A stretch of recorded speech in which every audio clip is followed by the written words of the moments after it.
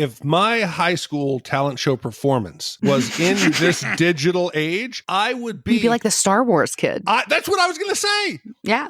I'm the Star Wars kid. I'm a meme. That's me. That's me.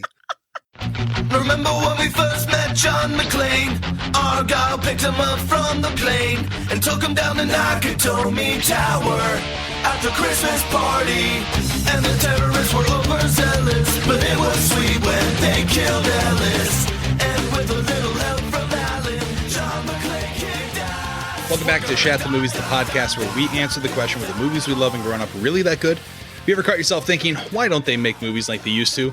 Can you still remember spending your Friday night searching for the perfect movie rental at Blockbuster Video? Do you even remember what Blockbuster Video was? Have you answered yes, and this is the podcast for you? I'm one of your three co-hosts, Roger Roper, and alongside me are my two co-hosts, Big D, Dick Ebert. Good evening. And Ashley Schlafly. Hi, y'all.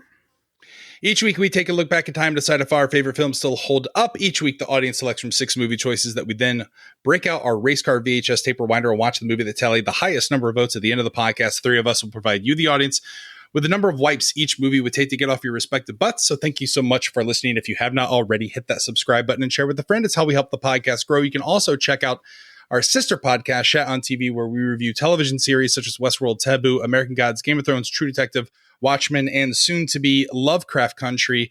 You can find all the information or past episodes at shatontv.com. And finally, for all of those shatters that absolutely crave all of our Shat, follow and subscribe to our Twitch channel, shatthemovies.com/Twitch, where you can catch both past and live content each week. That being said, Big D, what movie are we reviewing this week?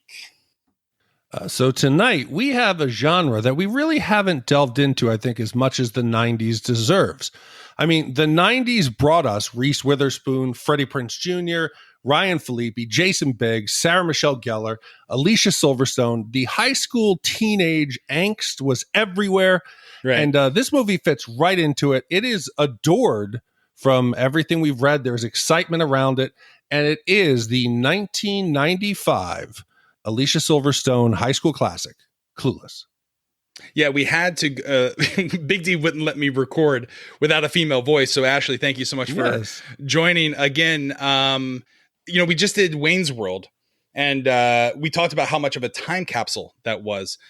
And then on the heels of Wayne's World, we do another time capsule movie that just encompasses everything of what high school life in the mid 90s was like. So it's so funny, the timing of these. But again, this is a commission that comes in from Sarah L. And anytime one of our listeners submits a commission for a movie, we ask them to write in and give their thoughts or why they gave money to the podcast. And she writes in, "Hey guys, my sister Annie and I would watch Clueless on repeat growing up, repeating all the lines. I had a baby just 3 months ago, sweet Isabel, and Annie has gone above and beyond to spend time with Isabel and me. She comes over all the time to help me take care of her, and I hope one day when Isabel is older, Annie, Isabel, and I can all watch Clueless together." So, I mean, this is kind of a heartwarming tale of passing down, from lineage. I think Clueless is that movie for a lot of individuals, especially. Is that the same in female culture as well? Because female culture. I mean, I don't know. I'm not.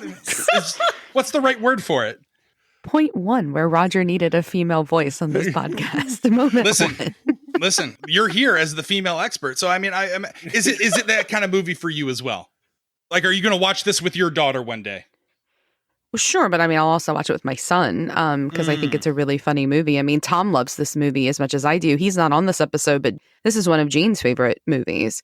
I think that it's a movie that a lot of people from the 90s that love good comedy and satire, this is one of the best that came out in the 90s, and I would say even through 2020. So I think that it's not just quote unquote females that like this movie. I mean, I think this has a very wide ranging audience. I went to see this in a theater with my dad, and my dad enjoyed it as much as I did. So I think it's just classic.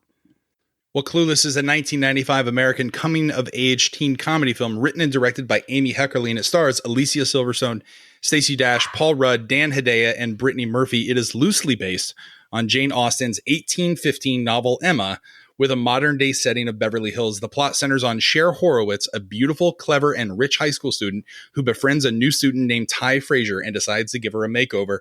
Clueless was filmed in California over a 40-day schedule. The film's director studied real Beverly Hills high school students to understand how real teens in the 90s talked and learn some appropriate slang terms. The film was a hit, grossing $56.1 million in the United States against a budget of just $20 million, and it has received generally positive reviews from critics and is considered to be one of the best teen films of all time.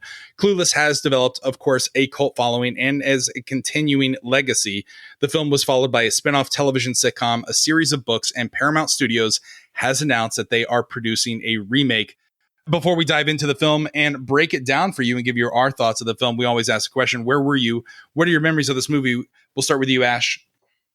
So there's a couple of movies that kind of define what it meant to be a teenager for me. And it started in my preteens and then kind of continued on from there. Heathers is one of those movies. Grease 2, as I talked in that episode, is another. And if it's going to be kind of a trifecta, Clueless rounds that out as kind of the third one of these movies that defined kind of how I felt in the 90s growing up as a preteen and then a teenager, and then also kind of defined who I was in the 90s and early 2000s as an actual teenager. When this came out, I was 12 years old. My dad took some friends and I to go see it at the local theater. It was the Galleria. And we went to go see it. And I remember just absolutely loving every moment of this film. I loved Cher. I loved Ty. I loved Dion. I loved everything about it. And I think what's interesting is this is one of those films that I watch now at 36, that it held up. And I felt the same way watching this week to prepare for this podcast. I think by far it is the best movie interpretation of Jane Austen's Emma. And I'll say, I know a lot of people like the Gwyneth Paltrow version that came out very close to this one. I say fuck Gwyneth Paltrow and that super sad movie. Cher is always going to be Emma for me and for most of the people in my generation. How about you, Big D? You said you just watched this movie for the first time. I did. Very shocking, huh? Well, it's because I'm the old man on the podcast. So the high school movies that I watched when I grew up was The Breakfast Club. It was 16 Candles. It was Weird Science. It was Pretty in Pink. And those movies were completely different. That was like the raunchy 80s. That was like the Porky's, where everybody was trying to get laid. There was all the girls were topless, guys were peeking in the shower, geeks were trying to make a robot sex toy. You know, that was the plot of the movies. The 90s, there was a big changeover, and I think that's where I kind of got left behind. So I'm really not a big Freddie Prinze Jr. fan. I don't know if I've seen any of his work, but Clueless is among a long list of movies that I have never seen before, and I could not tell you anything about the plot other than they're high school kids. Jawbreakers, Can't Hardly Wait, Election, 10 Things I Hate About You, I have seen for the podcast, but before that, never. Never Been Kissed, no idea. I know it's Drew Barrymore, but I don't know. The Craft, Can't Hardly Wait. I really can't tell them apart. And I feel guilty now after watching Clueless that I lumped this in with what I assumed was going to be a giant dumpster full of trash. You've never seen The Craft? Never. Oh, Big D, we're going to have to, somebody commission it. The Craft is trash, but it certainly appeals to a segment of the population. It's good up until Fairuza Balk starts flying. You know what I mean? Come on, spoiler! Why are you doing that to me? First of all, spoiler it's a alert. It's a movie about witchcraft. Of course, Well, they're and going to I fly. have to give Roger that. You have to assume at some point they're going to fly, but that's a great fucking movie. The Craft is a great fucking movie. There's good trash and there's bad trash, and it's good trash. It's Can't Hardly Wait for me was the epitome of high school movies, and then of course, Not Another Teen Movie is amongst my favorites. But admittedly, when this movie was released, I thought it was a movie geared only to teenage girls, and I was like at that. I think I was 15 at the time, 14, 15. But everyone at my high school was raving about it. So I rented it when it was released on VHS and I was blown away by it. And due to the success of the movie and comparisons it drew to Amy Heckerling's previous foray into teenage comedy, which was Fast Times at Ridgemont High, I immediately rented that movie and was introduced to that classic. Interestingly enough, like you said, though, Big D, as a child of as a high schooler of the 90s, I could relate more to Clueless than I could Fast Times at Ridgemont High, right? Because that was our high school experience. And I like Fast Times at Ridgemont High. I think it's a good movie, but it's a different type of teen movie. Like you said, it's a little bit more, I don't want to say raunchy, but it's definitely more grounded in reality than Clueless. Yeah, I don't remember that there was like a pregnancy in Clueless. That could have ruined Cher's day. like out of nowhere, there's just like an abortion scene. Like, you know what I mean? You're like, oh my God, like this is deep and heavy for a movie that also stars Sean Penn as a guy that orders pizza in the classroom. You know what I mean? Like it was, man, they're really tackling some tough stuff here. Yeah. Well, with that being said, Big D, play the trailer. So, okay, like right now, for example, the Haitians need to come to America. But some people are all, what about the strain on our resources? And it's like, when I had this garden party for my father's birthday, right? People came that, like, did not RSVP. So I was, like, totally bugging. I had to haul ass to the kitchen, squish in extra place settings, and, like, people were on mismatched chairs and all. But by the end of the day, it was like, the more, the merrier. And so, if the government could just get to the kitchen, rearrange some things, we could certainly party with the Haitians. Wow. You guys talk like grown-ups. Oh, well, this is a really good school. Mr. Hall was way harsh. He gave me a C minus. Well, he gave me a C, which drags down my entire average. Hello? There was a stop sign? I totally paused. You tried driving in platforms. Oh, should I write them a note? Ew! Get off of me! As if. Cher's got attitude about high school boys. It's a personal choice every woman has got to make for themselves. Cher's saving herself for Luke Perry. Cher, you're a virgin? I mean, I'm not prude. I'm just highly selective. I mean, you see how picky I am about my shoes, and they only go on my feet.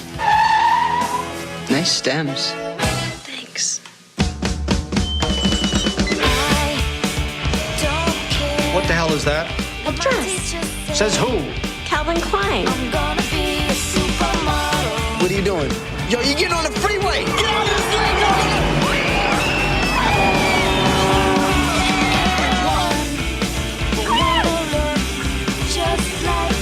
You go, girl. I'm gonna be a supermodel. Cher Horowitz lives in a Beverly Hills mansion with her father, Mel, a high-priced litigator. Her mother died during a liposuction procedure when Cher was a baby, and Cher, of course, is an attractive, popular, and wealthy student. She attends Bronson Alcott High School with her best friend, Dion Davenport, who is also wealthy and beautiful.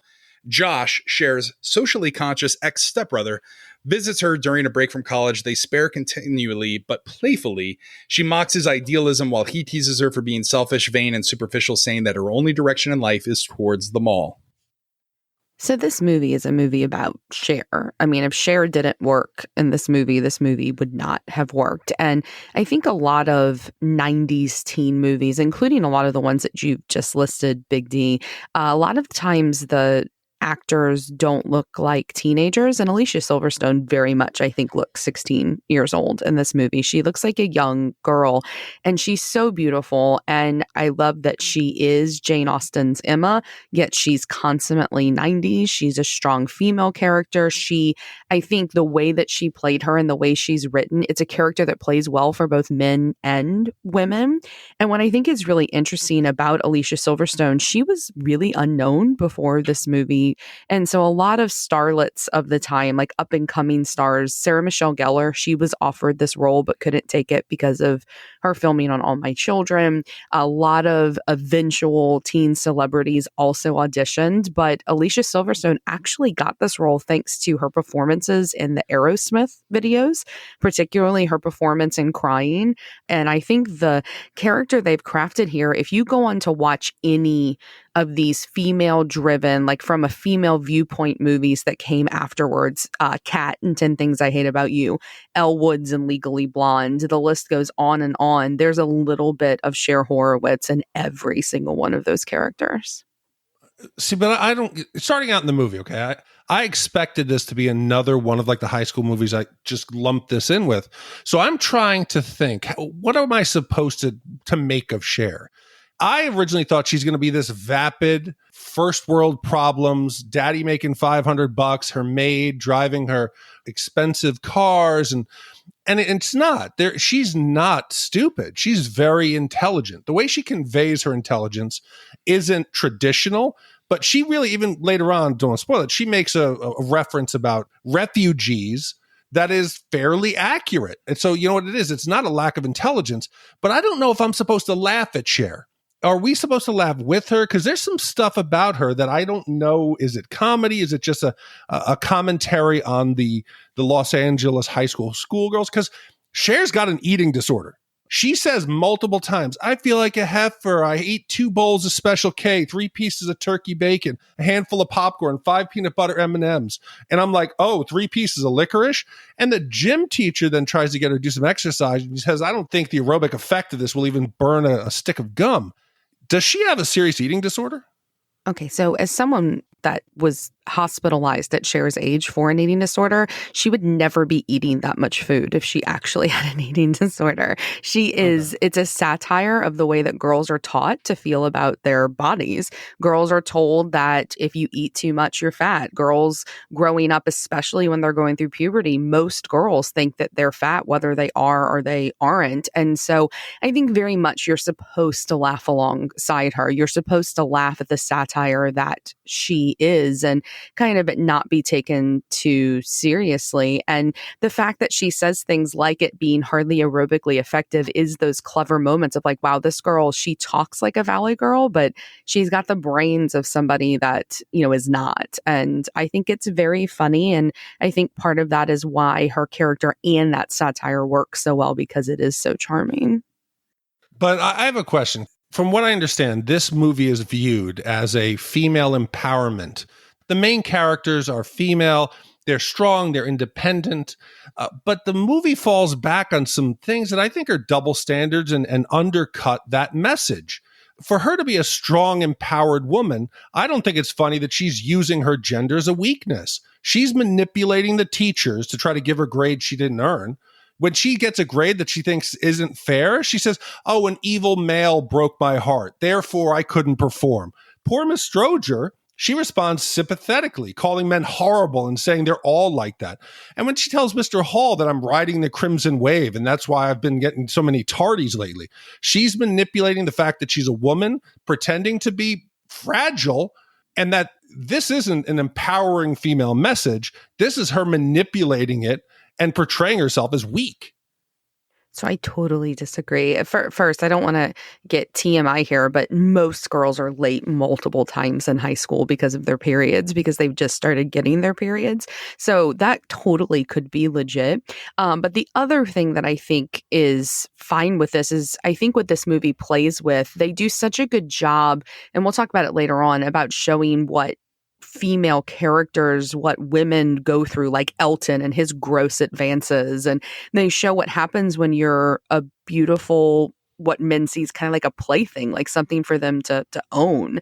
And I think that they do such a good job of showing that I think they also show that Cher is smart enough to know that she doesn't get much advantage as a woman in the world. There's not much that comes with it. And so she uses it to her advantage. And again, in a satirical way. So I'm totally fine with that double standard, because I promise you, as a woman, we don't get much advantage here, Big D. We don't get much. See, this is why I wanted a female voice on the podcast. So I'm not chuckling at you. I'm not chuckling at you. No, I'm I chuckling know. at you're saying women don't get an advantage. Cher lives on that advantage. No, she's white privilege. That's her white privilege. That isn't her being a woman. Totally. And that is one of the worst parts about this movie, is this movie's real white, right? But she does not have an advantage because she's a woman.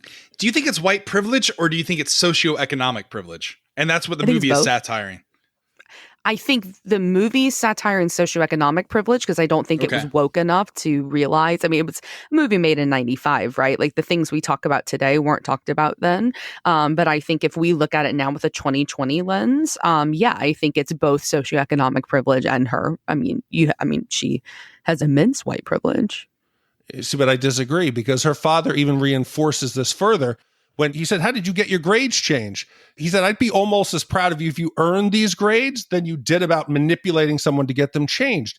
She's batting her eye and she's winking and she's getting into club and she's dressing herself up. She's very aware. So now we can say that you feel that most women don't, but Cher clearly uses her appearance and her sex. Yeah. She does. I mean, all women can do that. I mean, I'm sure I've done that myself, but again, we don't have any other advantages in this world. And so I like the fact that she's smart enough to know how to work in the one part of the system she can work to her advantage. Big D, I'm glad you said that she worked the part that she could, because I'm completely okay with that. You got to use what you got. And I kind of agree with Ashley here. Like it's the whole, and I think that's what it's satiring with lawyers is, hey, if you can talk your way out of stuff, I mean, that's half the battle in life. John F. Kennedy said it's 10% of what you say and 90% of how you say it. And I think Cher's she's using her 90% to her advantage. Yeah. Well, I mean, and you talked, Big D, about how it's like a female empowerment film. I mean, I think a lot of girls watched how assured of herself she was in a way that most 16-year-olds aren't. They may put on a good front, but most of them are not very self-assured. And I think that Cher ushered in this new... Y'all, this movie's told from her perspective. I mean, this movie is from a female point of view. It was written by a woman about a woman's experience, and it was directed by a woman. And how often did that happen in the 90s? How often does that happen in 2020? Based on a book written by a woman about a woman. Right. So I think it's wonderful. It is. And that kind of is one of the reasons why Clueless is so important, not just for the 90s, but in terms of like movie history. You know, Big D, you talked a second ago about the John Hughes films, right? Like Breakfast Club, Pretty in Pink. I love all of those movies. But John Hughes, he was responsible for really creating the teen genre to be something that people really looked at critically and said, okay, this is something worth watching. But those movies, I mean, you said raunchy, but they're also super cerebral. They're incredibly emotional. I mean, The Breakfast Club is a dark film. And I think that this movie kind of changes all of that. Clueless in 95, it totally redefines the teen film as much, I would argue, as John Hughes did just, a decade before in the 1980s.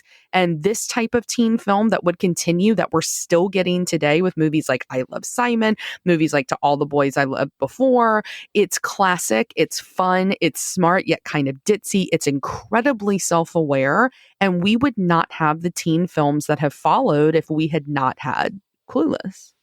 And one of the things I like about this movie is that it's so well executed. There was a team of talented individuals behind the scenes that made sure that what is on screen comes across. And according to ASF, which is the oral history of Clueless, costume designer Mona May said that there were a total of 63 outfit changes for Cher in the movie, but she only had $200,000 to spend on wardrobe, because this was, like I said, they only had a budget of $20 million, and a very small fraction of that went to wardrobe, even though wardrobe is a main component of this movie, right?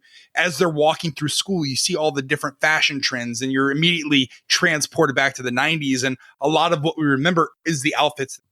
I think it shows how old this movie is, because all the fashion look current.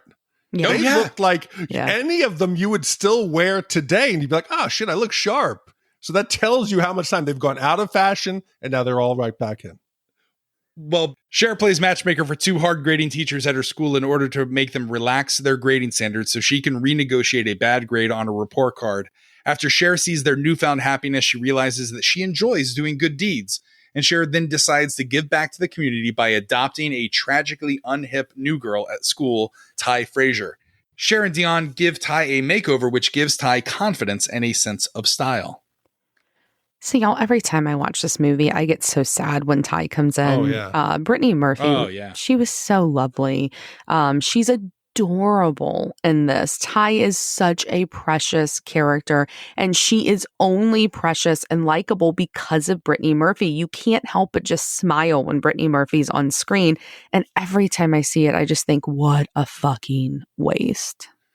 Not to be completely clueless, no, that was not an intended pun. Dun, dun, I dun. know she died super young. What was it? They don't, I mean, it was very mysterious because her husband died shortly thereafter in the same manner, but the official cause of death is complications due to pneumonia, like a drug combination that she had. She was sick for a very long time, and she was found unconscious, I believe, in her shower. Right. And it was some sort of drug combination that she took, not illicit drugs, like drugs she was taking to get better. There was something about the concoction that created some sort of toxicity, and then she died as a result of it. But if memory serves me correct, she was an early victim of online trolling. Yes. Shortly after this movie came out, she was attacked for being the frumpy girl in Clueless, and she struggled with weight problems and depression after that because of the online bullying tactics that was at the time fairly new. I mean, today we know how to deal with online bullies and trolls. You just block them and fucking ignore them. You take away their power. But at the time, it's very difficult, especially if you're a new actress and you're fairly young age, and in a world like Hollywood where looks are 90% of the reason you get chosen for roles. I remember when Brittany got so thin. Yeah, right? like Because 8 Mile Brittany Murphy. Yeah. Mhm. Oh, it was so bad, but she was such a talented actress, and you're right.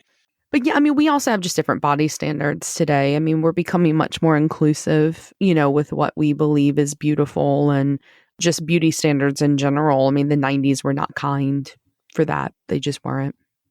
Well, one thing that I keep hearing with friends who have kids that are in elementary school or even middle school and high school, they're not having to deal as much with the same problems that we have. Like, they don't care if their peers are gay or things like that. And I wonder if they still have to deal with high school cliques, or if that is a thing that has gone away. Because one of my favorite scenes in this movie is where Cher is introducing the different cliques at the high school, because that's what we went through, right? Like, you had the AV club, the Persian Mafia, the popular kids. It transported me back to my high school days, and it made me remember the crew that I ran with. So I got to ask you guys, what was the crew that you guys ran with, and where did you hang out in the high school? I think I would have been suicidal if I'd only been more aware. I was at the bottom of the pecking order. I somehow thought I was much cooler than I am. Going back and looking at the pictures, or my damn high school talent show performance of I Can Do Anything from Annie Get Your Gun should have told me I'm not the cool kid. I was a virgin through high school. I had to ask a, air quotes, friend to the prom. But at the time, I thought I was cool. I was not cool. So you didn't run with other not cool kids? No, like, I just realized I was around the edges. I would kind of, let's just say they were like a planet, and I would somehow kind of get pulled into their gravitation for a little bit. Right. And then I'd go to another one. I think I was just trying to find myself. Got it. What about you, Ash? What crowd did you run with? What clique would you be defined as?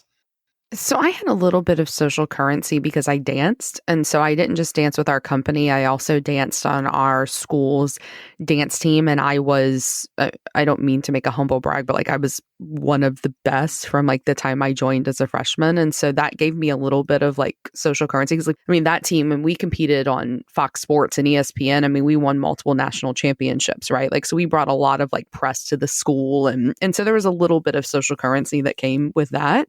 But I was not popular by any degree at all. I lost 40 pounds between my freshman year and my sophomore year ending, because that's when I stopped eating. And I became more popular then because boys pay a lot more attention to you when you're thin. But I was a geek, man. I was super dark, already didn't like people. I was very gothy, and not quite as goth as Jean was, but wanted to be if my mother had let me. And I mean, y'all, I tried to start a D&D club 2 times at my high school, so I'll just leave that there. So. The one thing that shocks me the most is going back and looking, and this is something I'll teach Emma. How did we not pick up on the fact that everyone else was faking it too? Even the popular kids were faking it, that no one was truly happy, that everyone wasn't that confident, outgoing captain of the sports team. We were all struggling to find our way. But at the time, we all felt like we were the only ones who were just like that little boat out in the water, lost at sea. Because that's what teenagerhood is like. I mean, you can get into the science of it about how, like, why hormonally and like in the brain development phase, that's why everybody isolates. That's why it can be so dangerous with like depression and things like that when you're a teenager. But Rod, you were talking about, do these cliques still exist? They do. They look different because like the popular girls, I don't know if this is the same at your school, but like the popular girls at my school all look the same. They look like they all could have been like born into the same family. Now the cliques are the same, but they at least are more diverse. So you don't have like all like the skinny blonde girls that are, in the popular clique, like Mean Girls. They look a little bit more diverse, but it's still there. And I would argue that it's much harder to be a teenager today than it was when we were growing up, just because of social media. I mean, that alone, the invisible bully and the invisible pressure that comes with that. And that's something that dates this movie, right? Is that none of that is included in this film. And that's why if they do a remake, it will be a totally different film and have to be darker in some way, because all this shit that goes on today, like Clueless is an innocent film. It still harkens more to the 80s than it does to the 2000s. If my high school talent show performance was in this digital age, you'd be like the Star Wars kid. That's what I was going to say. Yeah. I'm the Star Wars kid. I'm a meme. That's me. That's me. So let's just I want to thank right now. Thank goodness. I want to count my blessings that does not live in digital form. But again, we look back at these movies now and we're thinking about what it was like in high school. I had a wake-up call during this. When we see Mr. Hall, right? He's this old, frumpy dude. And they say, Mr. Hall, he's 47. I just wanted to turn the movie off. I was devastated. I came to this sober realization that that's what kids think of me. That's what I thought of teachers. I think I should just check out. I'm going to go out on the front porch and I'm going to assume my position as old man and yell at the kids on my lawn because I've become Mr. Hall. I mean, in all fairness, you look a hell of a lot better than Mr. Hall does. I mean, Mr. Hall does not look 47, y'all. The 1995 47 is today's 57. So trust me, objectively, another reason to have a female voice on the pod. You look wonderful, Big D. Thank you. Thank you. First of all, you don't need a female voice. I tell him that every single pod. Obviously, you don't listen to the podcast. Here's the thing about Mr. Hall, though. For as good of a teacher he is, he should recognize Cher's brilliance. Because I don't know if you guys found this, but her oral reports are wonderful. Even though it's ditzy and actually and at surface level seems vapid, she's making, as you said, Big T, amazing good points. Her speech, her first debate, where she gets up there and she says, if the government could just get to the kitchen, rearrange some things, we could certainly party with all the Haitians. And in conclusion, may I remind you that it does not say RSVP at the Statue of Liberty, and everyone stands and claps. And this is something that I am doing my research. There are multiple websites that actually break down the brilliance of Cher's arguments, and they relate it all going back to the different argument styles and how she incorporates all of that in her debates based on debate science, which I think is, again, one of the brilliant things about this movie. And I didn't know this, but I learned this in my research. The Haitians was not an intended reading. That was something that Alicia Silverstone, because she knew this character so well, during her first take, she got this. She nailed it right. And Amy Heckerling kept it in, which is awesome. So I'm going to rewind and I'm going to give a new take. I am okay with Cher manipulating Mr. Hall because he clearly did give her a grade she didn't deserve. I agree. So she should do whatever the hell she could do to get him to fix that injustice. Well, Big D and I were talking about this today. Going back and watching these movies, there are things that hold up and there are things that don't. And some of the things might cause triggering in today's society. If in the remake, you couldn't do this. And in Clueless, there's not much. It pretty much holds up. But we were thinking, Ashley, like, what if we did a segment called Triggered? Like, we have an alert that would go off and we would list the things that you couldn't do today in modern movies. But the only thing that I could point out was the gratuitous use of the R word. Did you guys catch that? Where she's like, I'm such an R word today. And then I think someone else says it, not in a malicious manner. They're talking about themselves, but I don't think that you could use that today in the remake. No, I mean, everybody heard it that rewatches this movie now because we've removed it from our vernacular, right? Like, we've removed that as a thing that's okay to say.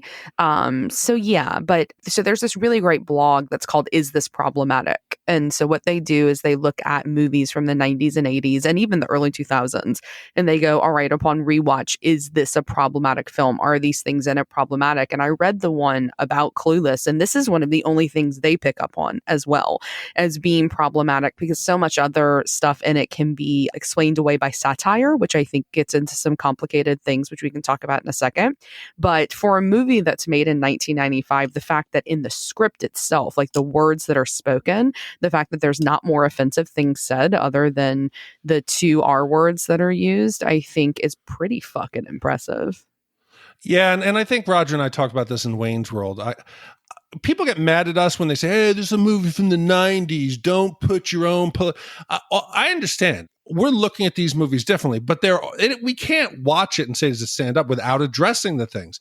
And the movie does have, if we were going to put a list of things that wouldn't be okay to do, the fact that they use that racial stereotype for Asian students as a punchline when it gets to their counting tardies, and of course the only student without a tardy, the camera pans to her and it's an Asian girl and she's like, me, and everybody kind of laughs at it.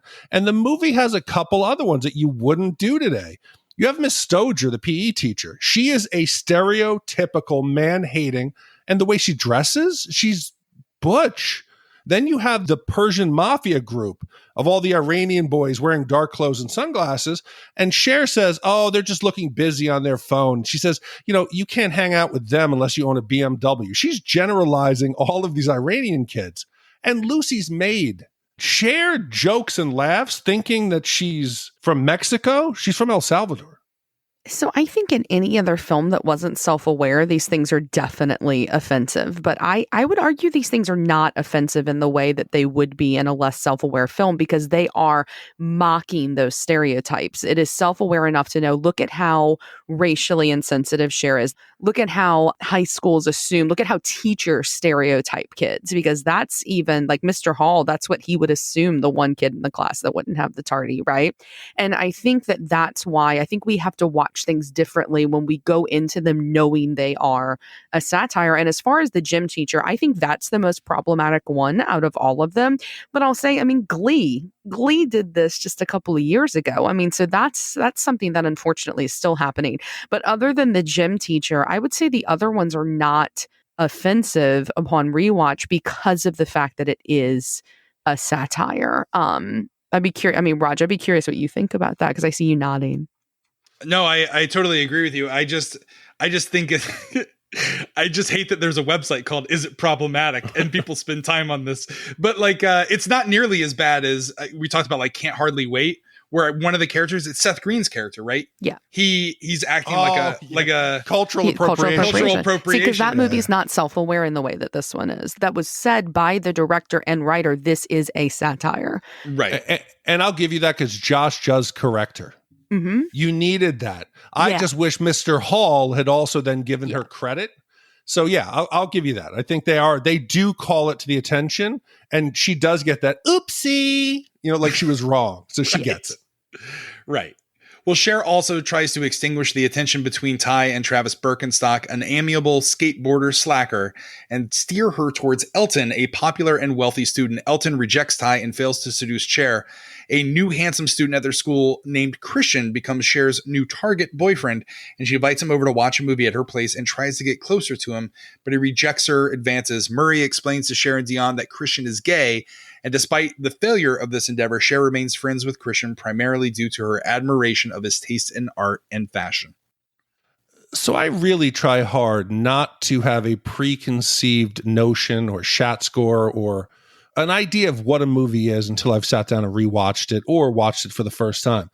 And I thought this was going to be, like I said, those other teen dumpster fires. I couldn't have been more wrong. This movie may have shocked me as to what I expected a movie would be and what it actually became. I started to find myself longing for high school. I started to realize how much fun. It was so good to be carefree. You had a group of friends. You had your bikes. You had maybe your first car. You had zero responsibility. Maybe you had a job on the side. Life was exciting. Everything was ahead of you. Everything was possible. Whatever your dream was, you could do it. You could make it real. And this movie just yanked me out of thinking this is going to be another cookie cutter piece of shit 90s teen movie into a really retrospective look back on my life and the way we had it. And I think it was the best time of a lot of people's lives. College is great too, and young adulthood's great. And it's great now to have money and be able to do kind of whatever you want. But as far as just an excitement for life, I think this movie reinforced what it's great to be young and excited and just waiting to take on the world. Yeah, I mean, I would never go back to high school again, ever. I would go back to college in a heartbeat. I would go back there in a heartbeat. But I understand what you mean. I mean, it does make you nostalgic for a time when you don't have problems, especially in 2020, which is the biggest dumpster fire of a year, maybe that we'll ever have, hopefully, knock on wood. I think that especially now thinking about just the 90s, not just about being in high school, but just the 90s being a better decade in a lot of ways than this one is. But one of the things that it definitely made me nostalgic for were like the parties I went to in high school. Because I grew up in New Orleans, which I've said before. So like we started being able to get into bars and clubs at 16. And so we went out all the time and we went and partied a lot. And like all good teen films, they need to have a party scene. I don't think it's quite as good as maybe the party scene in a teen movie like Superbad, but it is a defining moment of the movie. And it just reminded me a lot of what it was like to party as a teenager, like before we knew what it meant to be able to drink alcohol and cure a hangover the next day. And we drank like bottom shelf liquor and really nasty beer and Boone's Farm and all that shit. Like that's what it reminded me of. But this party was like a rager, right? Like people are walking out with snowman blow molds and, it's a pretty crazy party for high school. So I was curious, what were the parties like? Like, what was the party scene like for y'all in high school? Again, yeah, I went to parties. I may have been that guy in the corner standing and looking. I wasn't, with the cool kids. But yes, I think it's amazing now as an adult. I'm looking there and I'm like, oh my goodness, these kids are going to trash that house. What is going to, now I'm the old man. But at the time, these fucking kids, my friends would open their house and people didn't always have respect for the house. And it was people drinking way too much shitty fucking, you drink Zima if it was there. But I think parties are the same through 80s, 90s, 2000s. Maybe, from what I'm reading on the internet, kids now do maybe more drugs. I don't. Yeah. But other than that, it's kids doing stupid shit. People trying to show how cool they are. We've all been there. But God, it was fun to learn what a hangover was like. And how to hide it was one of parents. those things that was a great time to experience. I always worked in high school. So when I was 15, I got a job bagging groceries. So I'd work every weekend and then played sports. So like I never had time to go to parties. The only party I went to in high school was all the baseball players, varsity baseball players. Our senior year, we decided, hey, we're going to rent a hotel room and we're going to get a lot of booze. And one of the other players on the team, Brandon and I, we always were like very competitive with one another. And so we immediately just started drinking and trying to outdrink each other. And within 25 minutes of this party at a hotel room, we were blackout drunk, passed out, threw up all over in the toilet. And that was my like one experience of a party. So that was it? I didn't go to many parties. That was it. I went to one party in high school. See, the big thing for us for parties were always Jell-O shots. Like that was like the coolest thing in high school. Like if you had Jell-O shots at your party. And the most trouble I ever got in, I dated an older guy. And so when I was a junior, it was his senior year of high school. And so what the kids used to do at my high school is like we would all have prom and then we would all get together and one of the cool parents would rent out a condo on the beach 60 miles away in Gulfport, Mississippi. And we would go for 3 or 4 days, like completely unsupervised. And so my parents, for some reason, let me go because my parents were very strict, but they let me go. And so we made like 150 Jell-O shots at my house and packed them in the car. And my brother ratted us out because he saw us packing them in the car. And my parents came and pulled me out of this condo wasted. Like it was so embarrassing, totally ruined any cool factor that I had earned. And it was awful. It was awful. But I wasn't a cool kid, but like even the non-cool kids threw parties. So like I went to lots of parties in high school. But what day did they pull you out? You said it was like 4 days? So prom was on a Saturday and they got me, I think it was the Monday. What an asshole. I hope you did something back to him. Well, he was 7. He was 10. Doesn't matter. Yeah. I ratted him out twice when he was in high school on purpose just to make up for it. So, Revenge. Turnabout's fair play, motherfucker. Best served cold. At these parties, did they play cool music?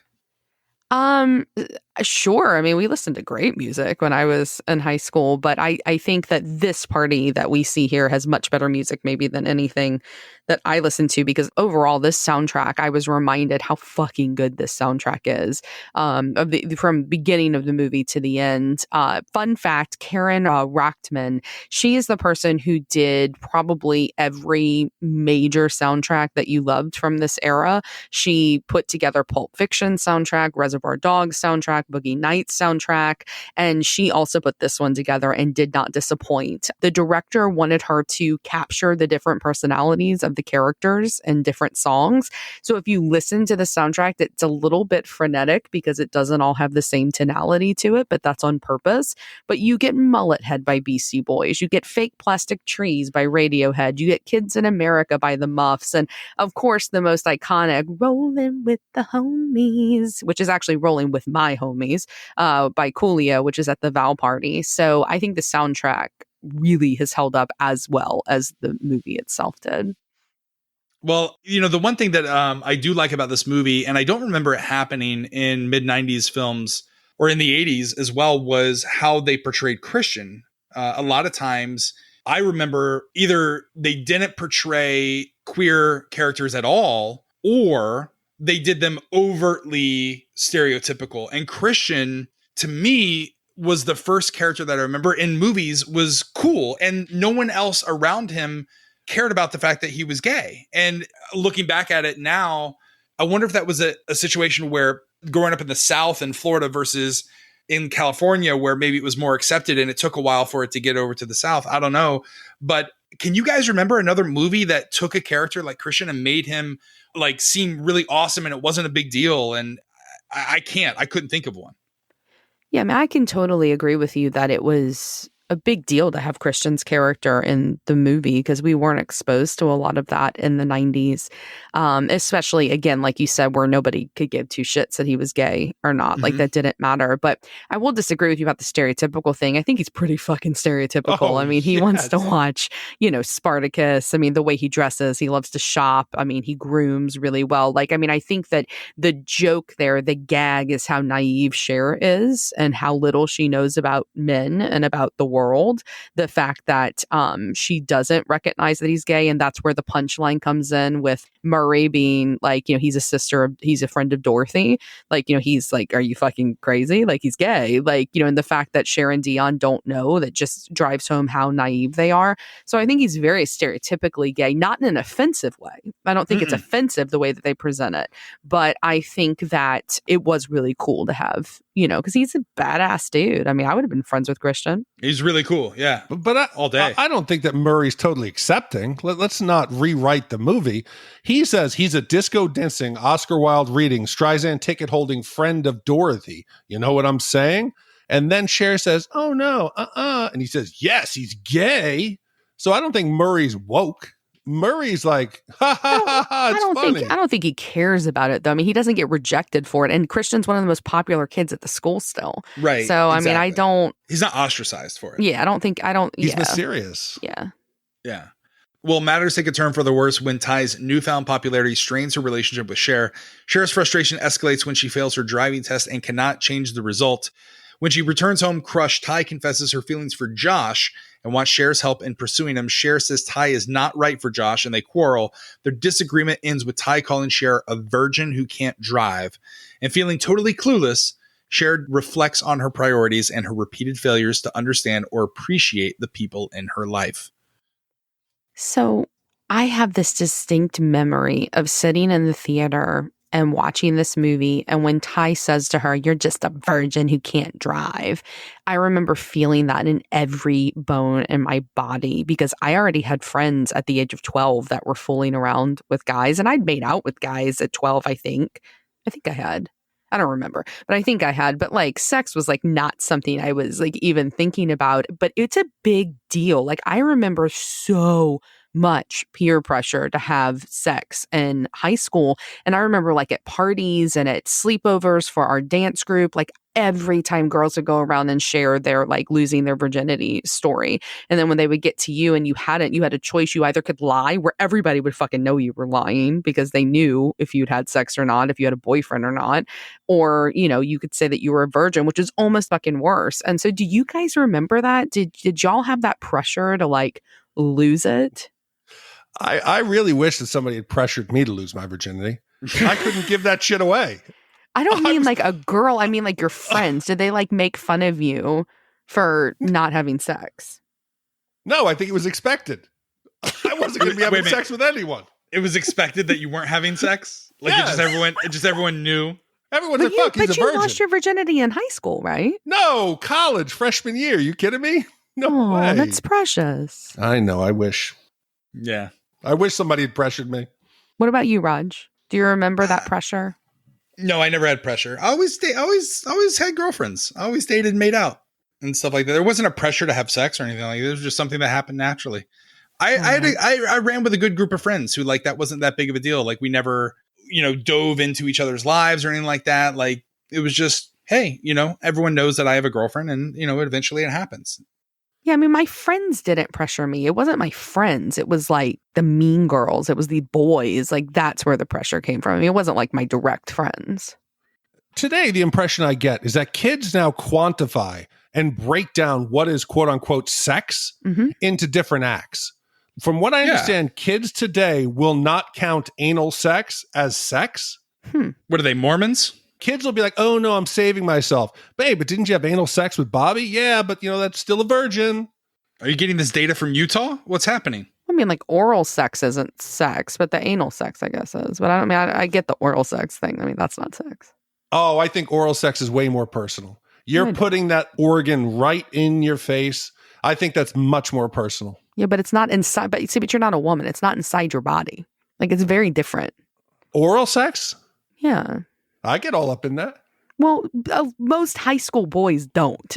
I mean, most high school boys are afraid of all that. So I wasn't having oral sex from guys in high school. It was the other way around. Like the girls were givers when I went to high school. Like that was college, right? When there was like tit for tat. But like, no, I don't think oral sex is sex. Did anyone else feel Ty's obsession over Elton's heartbreak was unearned? Like it's clear that Elton is not making any advances. It's purely being pushed on by Cher. And like she brings over the shoebox full of articles that she kept in memory of Elton, but they never really like hung out or dated. And I just felt as an audience viewer, I'm like, why would she be obsessed with a guy that really never paid her attention? See, this is where the movie benefits from a woman writing about women. Like, this is totally something that teenage girls do.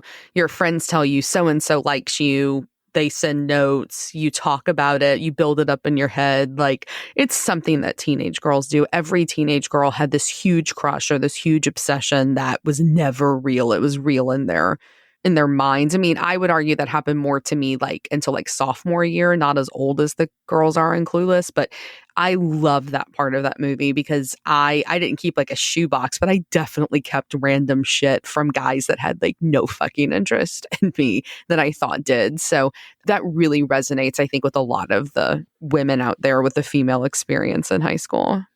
Big D, did you keep trinkets from girls that you thought that interested you? We already established nobody was. What, do you want nobody want gave you trinkets? notes? Just twist the fucking knife in my back. There were no trinkets.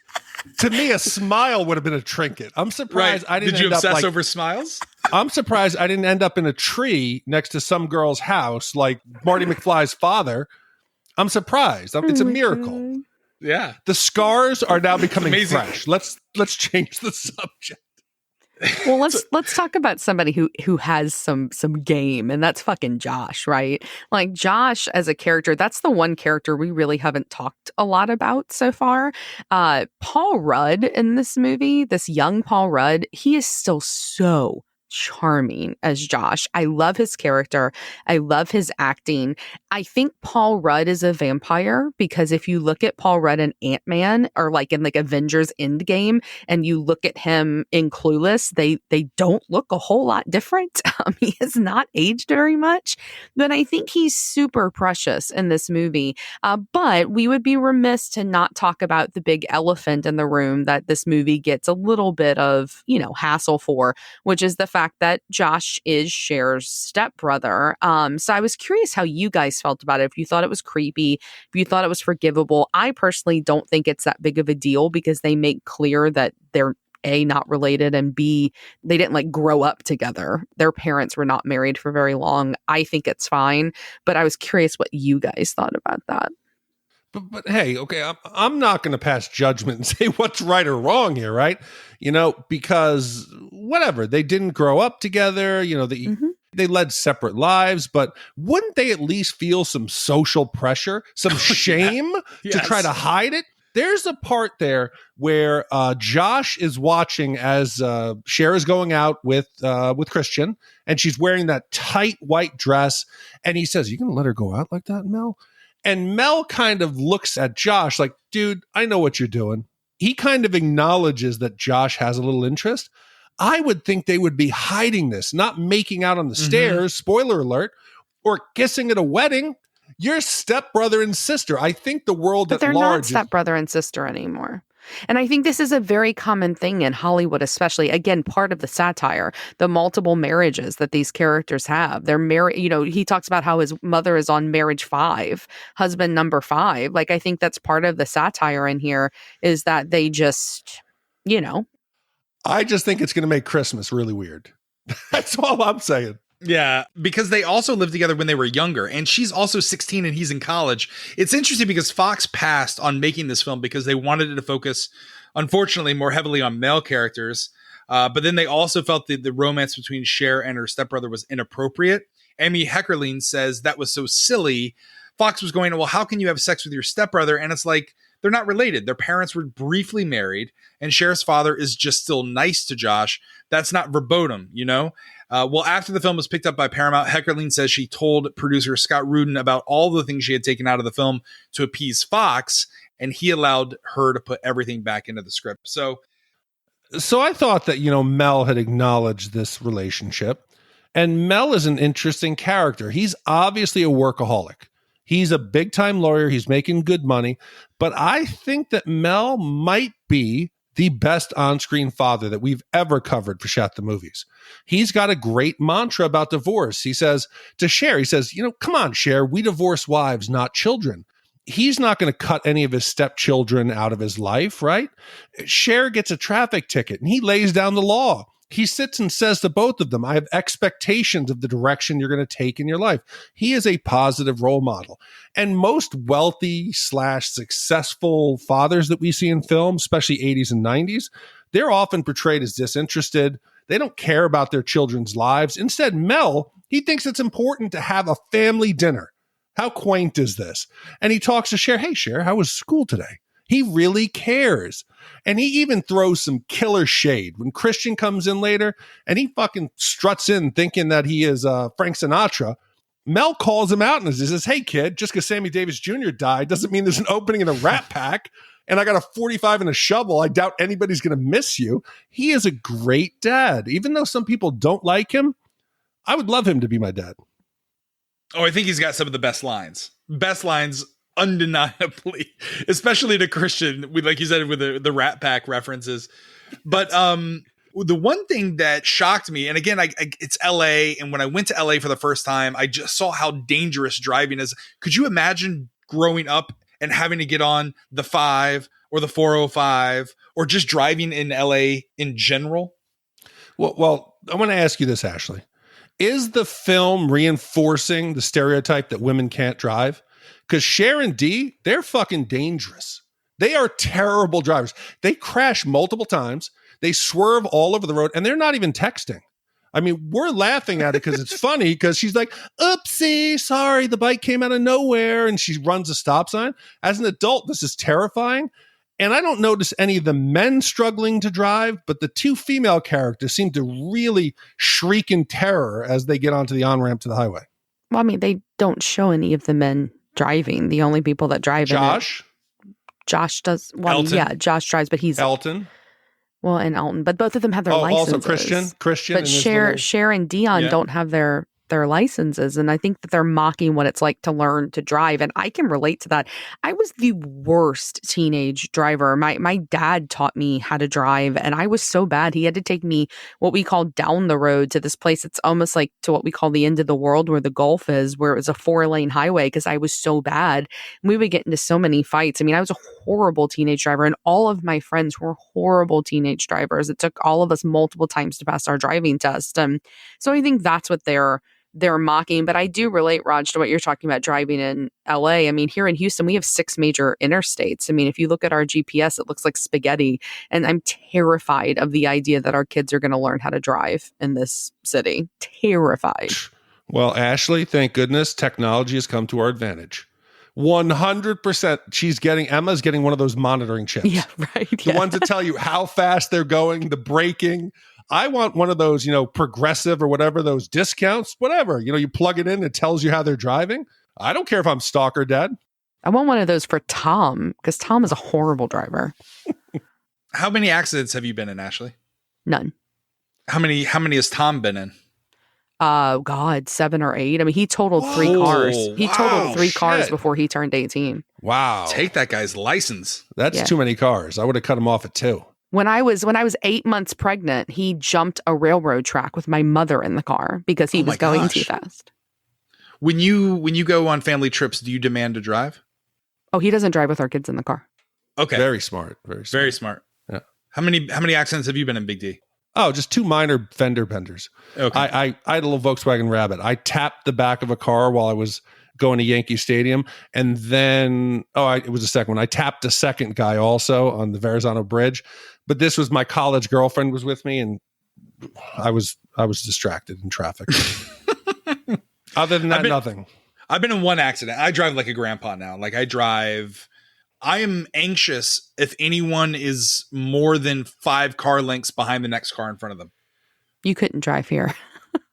Well, after thinking about why she is bothered by Ty's interest in Josh, Cher realizes that she loves him, and she begins making awkward but sincere efforts to live a more purposeful life, including captaining the school's Pismo Beach disaster relief effort. Cher and Josh eventually admit their feelings for one another, culminating in a tender kiss. Ultimately, Mr. Hall and Miss Geist wed, and Cher's friendships with Ty and Dion are solidified. Ty and Travis fall in love together, and Cher catches the wedding bouquet, helping Josh win a $200 bet. She embraces Josh, and they kiss. End movie.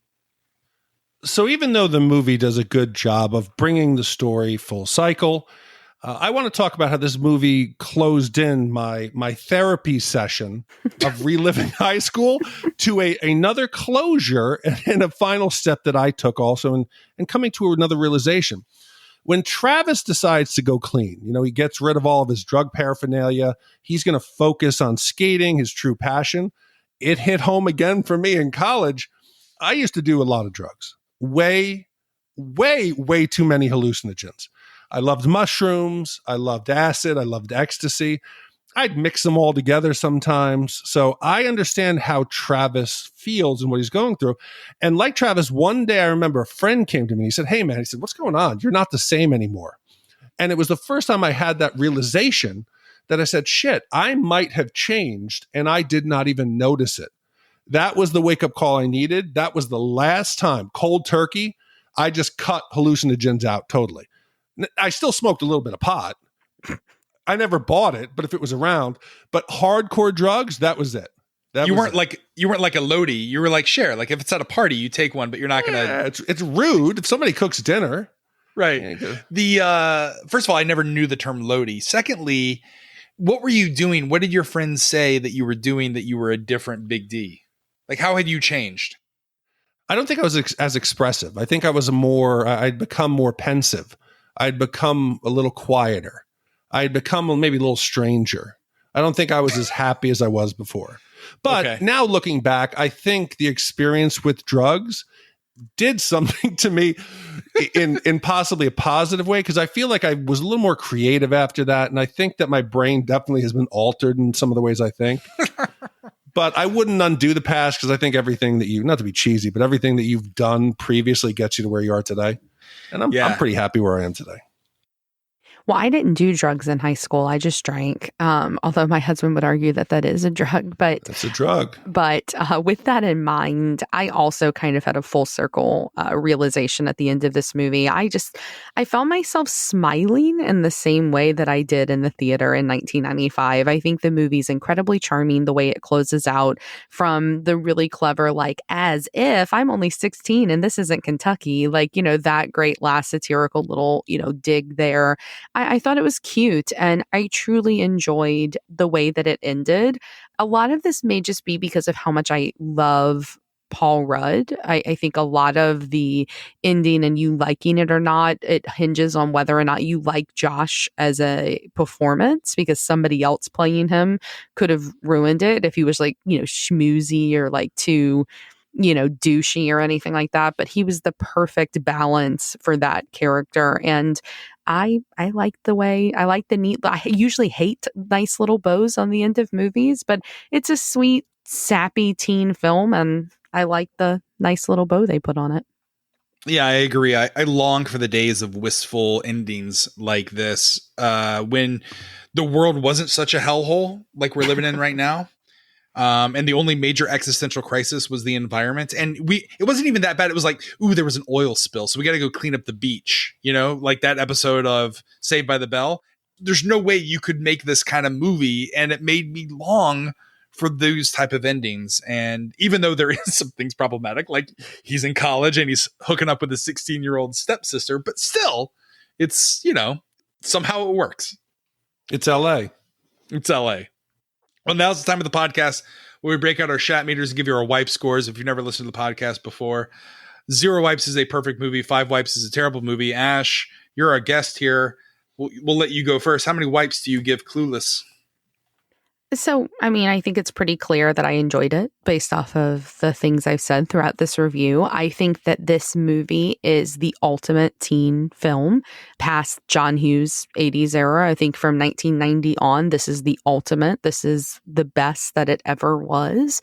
And I think, like I said earlier, it ushered in what that new teen film, what that genre could be and would be for the years to come. I think that it made my heart feel nice. It made me smile. It made me feel happy. It made me long for simpler days. I think Cher holds up as a character. Alicia Silverstone's performance, I think, holds up. All of the supporting cast holds up. It's funny. It's satire in the best way. It has a huge fucking heart, and it is incredibly self-aware, which most movies in the 90s were not. I love pretty much everything about it. And so because of that, I don't think it's quite perfect, because I do think that it suffered from some of the issues of the 90s in terms of just the diversity in its cast beyond gender. But I will say that otherwise it is a pretty perfect film, especially for a teen film. So I'm giving it a half a wipe. What about you, Big D? Do you agree with that assessment? Yes, surprisingly. This movie made me feel really good. It made me feel happy. And it's hard because like last week we watched Wayne's World, and that made me feel good too. So people are going to think I've either had an epiphany or I'm back using the drugs. But it really made me surprised. I expected this to be a superficial high school movie, and it had some depth. I think a lot of it goes to the cast, especially Alicia Silverstone. She makes this vapid teenage LA girl with very little to worry about in her life, living a life of luxury, and gives her a depth that doesn't betray the character they're trying to portray on screen. It shows the clicks, but not really in a typical stereotypical way. I love her much more than a movie that I think I would hate today if I rewatched it is Legally Blonde. I think Elle Wood, I would just scratch my eyes out compared to Cher. So whatever. The stepbrother's a bit odd. In Emma, it's cousins, which might make me feel a little bit better. But overall, it's so being actually related would make you feel better.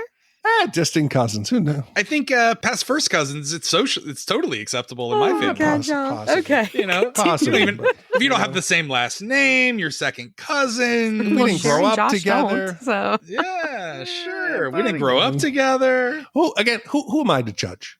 I'm just a podcast co-host. Who am I?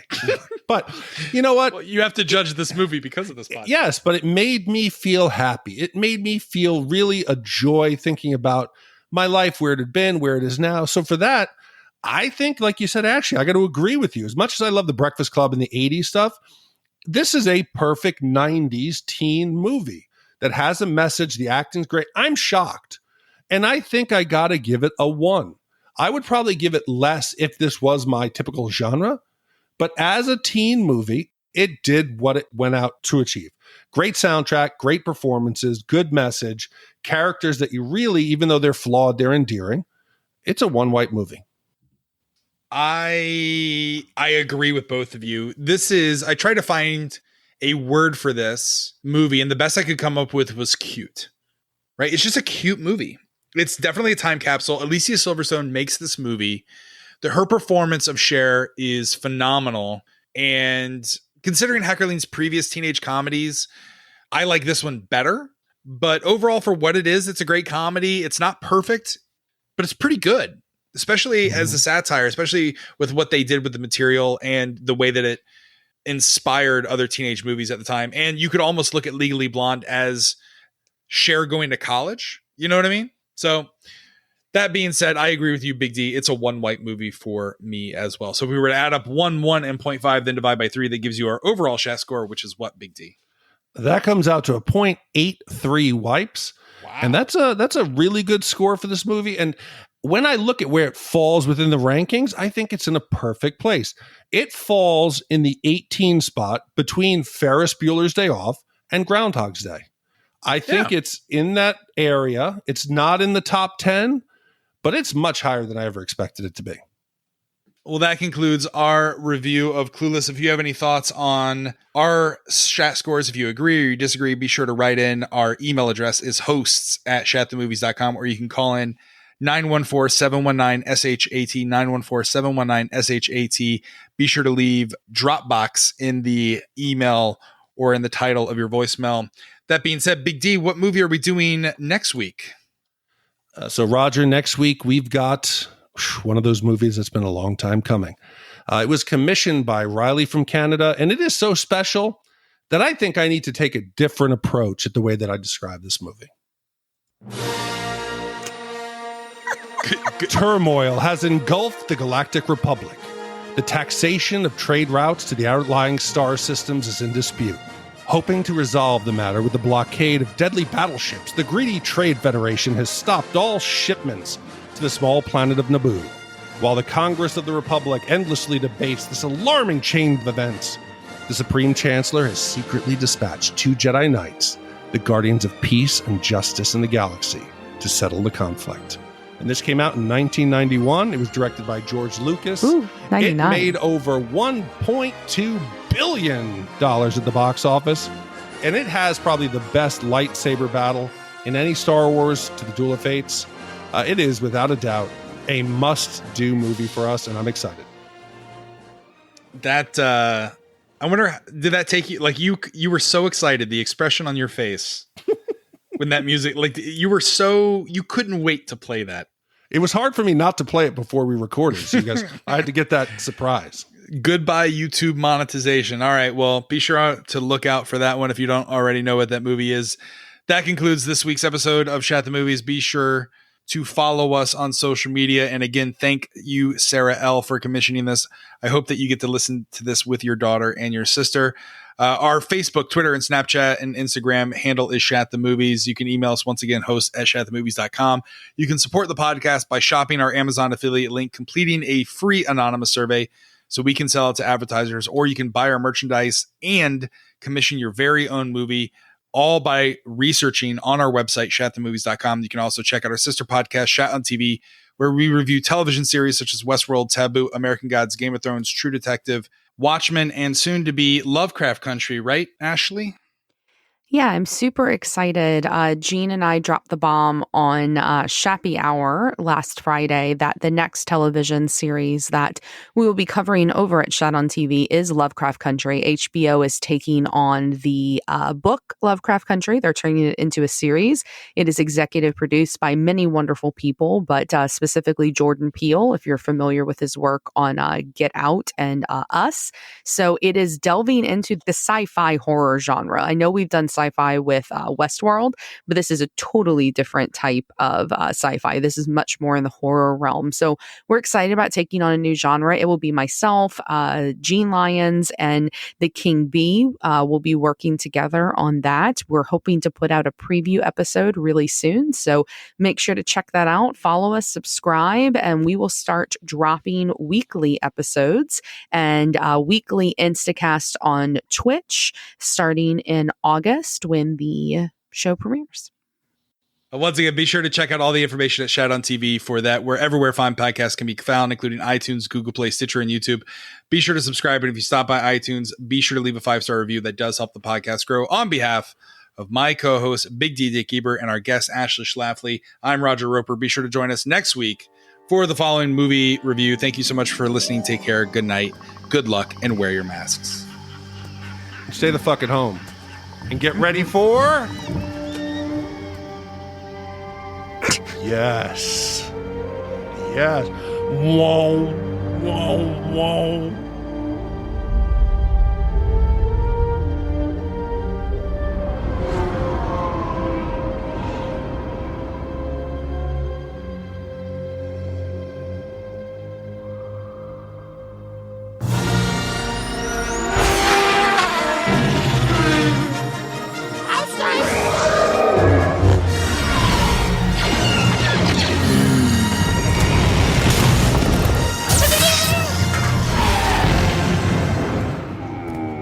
To take off!